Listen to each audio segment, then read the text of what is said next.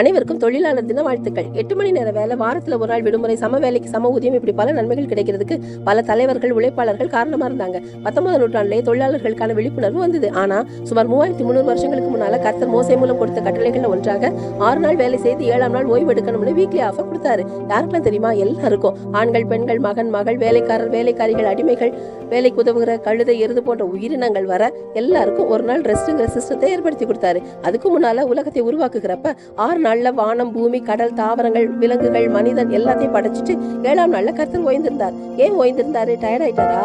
இல்ல, 6 நாள் வேலை, 7ஆம் நாள் ஓய்வுன்ற விஷயத்துக்கு நமக்கு முன் உதாரணமா அதை செய்தாரு. உங்களுக்கு தந்திருக்க நல்ல வேலைக்காக கர்த்தருக்கு நன்றி சொல்லுங்க. வேலைன்னு இருந்து சம்பளம் வருமானம்னு ஒர்க்கஹாலிக்கா இருக்காதீங்க. நல்லா வேலை செய்யுங்க, போதுமான அளவு ஓய்வு எடுங்க, குடும்பத்தோட குவாலிட்டி டைம் ஸ்பெண்ட் பண்ணுங்க. கர்த்தர் உங்களை ஆசீர்வதிப்பார்.